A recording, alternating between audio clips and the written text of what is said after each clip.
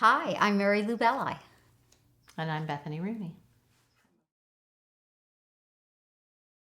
I think both of us are people who like to pay it forward, but I also think that we believe that you don't lose anything by being generous. I think there's enough for everybody. There's enough jobs for everybody. There's enough opportunities for everybody. And if we can be helpful, share what we know, that makes it easier for everybody and better for everybody and raises the standard of television directing, which I think is important to do. I think not only that, I think it talks about our dedication to mentorship and wanting the next people who come along, and I'm going to say this, especially women, to be the best they can be so that we can even the playing field someday.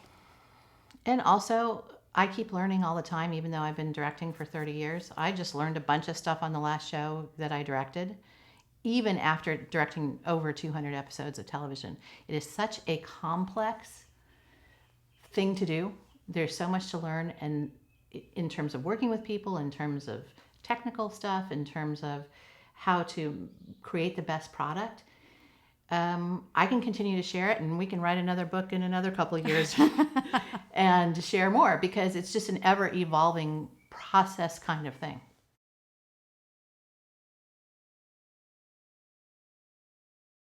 Yes, but the thing about directing today is people ask about the evolution of the equipment and the technical side. That doesn't impact the basic job of a director at all.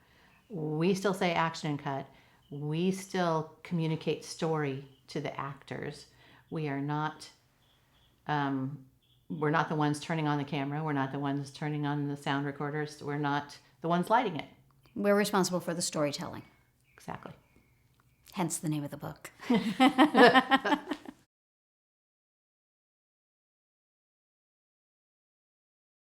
I didn't consciously do it all the time. I hope we didn't do it all the time. The idea was to say it could be him or it could be her.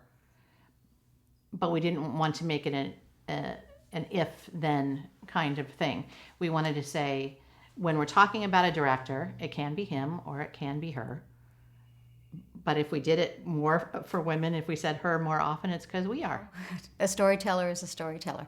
And just, for instance, I wrote 2 other books before this, and I chose to use the gender he all the time, the masculine. So sometimes that's because literary, sometimes it's just a convention. But Bethany and I made a conscious decision not to use that convention and to say, hey, let's put her there. So it subliminally even says, not a gender thing. I think it's helpful if you're a woman reading this book and you see the pronoun her, you identify with what we are writing, as opposed to if you see the male pronoun, there's a subliminal thing that makes you not identify with it. I was working for as a volunteer for the organization Girls Inc. once, and the first thing they had us do in our training was we drew a picture of a professor. 90% of the people in the room drew a man, myself included. And then you realize that there is this undistinguished or conscious stereotype that you have, and then break out of it. I break out of it, and hopefully it'll be the first step for other people breaking out of it. Well, let's just say we have a lot of experience, both of us.